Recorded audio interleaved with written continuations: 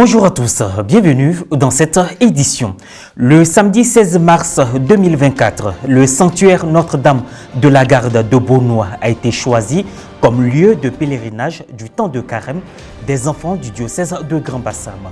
Plus de 13 000 pèlerins ont vécu ensemble ce cheminement et ont été exhortés à participer à l'achèvement de la cathédrale. Riche en enseignements et en émotions, le pèlerinage des fidèles du vicariat forain de Niakara dans le diocèse de Katiola a été effectué le dimanche 10 mars 2024 dans le village de Sinkaa. Le pèlerinage du temps de carême des enfants du diocèse de Grand-Bassam a eu lieu le samedi 16 mars dernier au sanctuaire Notre-Dame de la Garde de Beaunois. Tous autour de leur père évêque, son Excellence, Monseigneur Raymond Awa, les enfants ont prié et ont été entretenus sur l'achèvement de la cathédrale. Reportage Pierre Richemont, commentaire Guy Roche Yao.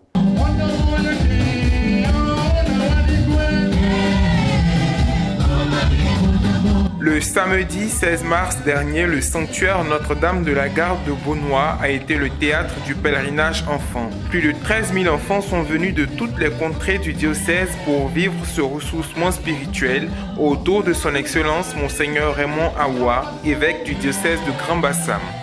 Sainte Thérèse, Sainte Thérèse, applaudissez pour le grand partenaire. Sacré Stimate, Sacré Stimate. Allez, on applaudit les partenaires. Sainte Marie de Tiapoum, Sainte Marie de Tiapoum, si tu crois, tu verras la gloire de Dieu. Nous sommes venus avec une vingtaine d'enfants. Nous sommes contents de voir tous les enfants du diocèse de Grand-Bassam ainsi que réunis autour de notre Père évêque. La messe de cette journée de rencontre diocésaine des enfants avec Dieu a été présidée par l'ordinaire du lieu. Il a invité les pèlerins au moment de l'homélie à retenir une seule chose, l'achèvement de la cathédrale. Actuellement là, c'est pas affaire de parler, c'est pas affaire de bavardage. C'est quoi? C'est action, achèvement. Voilà. Donc vous arrivez à la maison, papa vous demande, on a parlé de quoi? On vous dit achèvement de la cathédrale. C'est clair?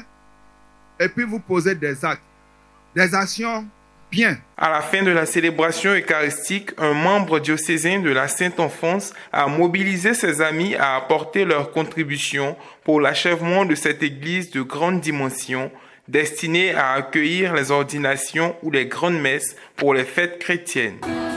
Et pour l'achèvement de cette cathédrale, enfants, jeunes, vieillards, vieilles dames, tout le monde est engagé pour la réussite de cet événement.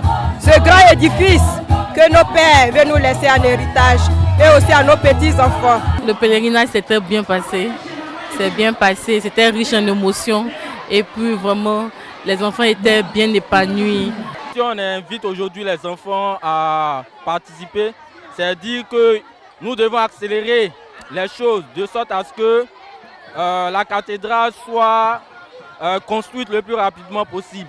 Voilà. Et comme nous sommes en église famille, c'est la raison pour laquelle Monseigneur invite également les enfants à contribuer. Cette contribution peut être spirituelle, c'est-à-dire par la prière, et cette contribution aussi peut être monétaire, c'est-à-dire que chaque enfant, de par lui-même, peut décider de contribuer avec son petit déjeuner. Bon, si je reçois 100 francs, je donne 50 francs pour l'achèvement de ma cathédrale. Le Seigneur Paul d'Acoury nous a dit une fois, il dit on n'a pas besoin d'être grand adulte pour être missionnaire. Que Jésus lui-même, étant enfant, a prêché dans le temple. Il a montré qu'il est enfant de Dieu.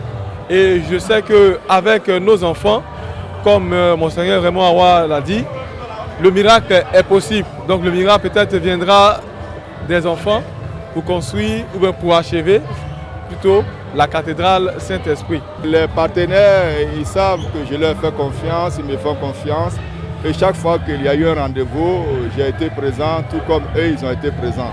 Donc avec les partenaires, on continue la marche.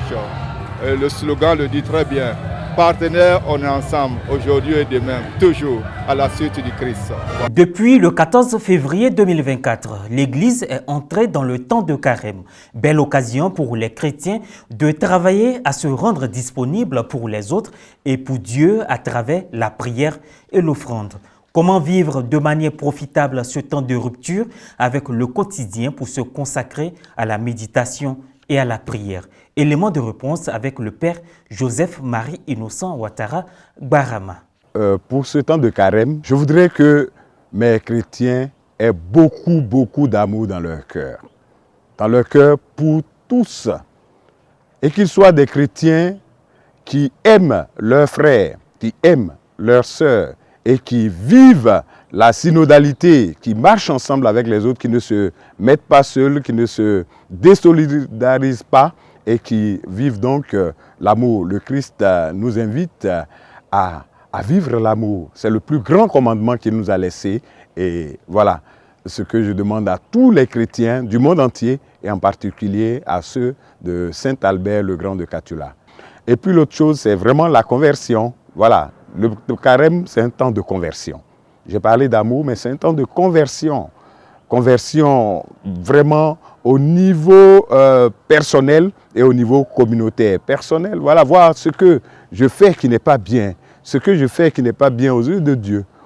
Faire en sorte de sortir de ces mauvaises habitudes, de ces mauvaises choses pour se rapprocher de Dieu, pour se rapprocher de nos frères. Venus des différentes paroisses, les fidèles chrétiens du vicariat forain de Niakara ont accompli leur pèlerinage le dimanche 10 mars dernier dans le village de Sinkaa en présence de leurs aumôniers et des membres de la notabilité du village. La correspondance de Serge Alain Thiémon, commentaire Maria Bissier.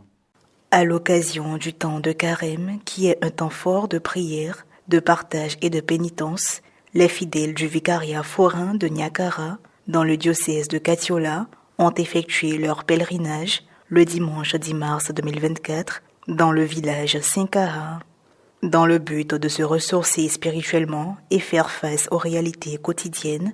Les pèlerins des paroisses du vicariat, à savoir Saint-Joseph de Niakara, Saint-Maurice de Orégué-Kaha, Saint-Nicolas de Tortilla, étaient très attentifs aux enseignements dispensés en présence des différents aumôniers paroissiaux, des membres de la notabilité du village. La joie est l'identité du chrétien. Tu ne peux pas être chrétien et puis triste. Ça ne se fait pas. Le chrétien doit être toujours joyeux parce qu'il sait que Dieu est avec lui. Quel que soit ce qui se passe, Dieu est toujours près de lui.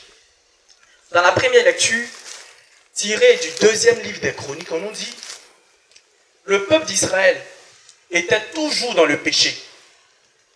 Dieu était toujours découragé. Mais il laissait toujours le temps au peuple d'Israël de se convertir. Mais Israël ne s'est jamais converti. Le Seigneur était tellement découragé qu'il a déporté Israël à Babylone par l'invasion du roi Nabucodonosor. Mais Dieu qui est Dieu ne peut pas abandonner ses enfants. Il sait qu'ils sont pour lui. Alors il suscite un nouveau roi qui vient et qui bat les Babyloniens et sauve le peuple d'Israël et le ramène à la joie. Ce roi-là, c'est le roi Cyrus.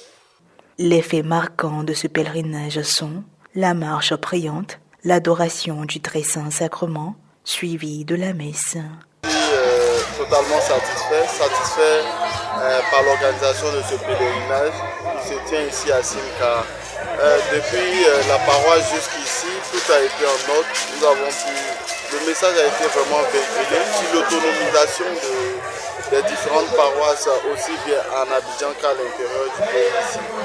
J'ai participé à ce pèlerin et je suis très fière parce que je sais que Dieu m'a utilisé pour annoncer la bonne nouvelle. Merci à tous ces jeunes qui ont fait le déplacement pour la réussite de cet événement, de ce grand événement qui marque le carême chrétien, le pèlerinage en temps de carême. Et nous sommes en joie de voir que vraiment nous avons assez de jeunes qui représentent la paroisse, ou bien les différentes paroisses, disons.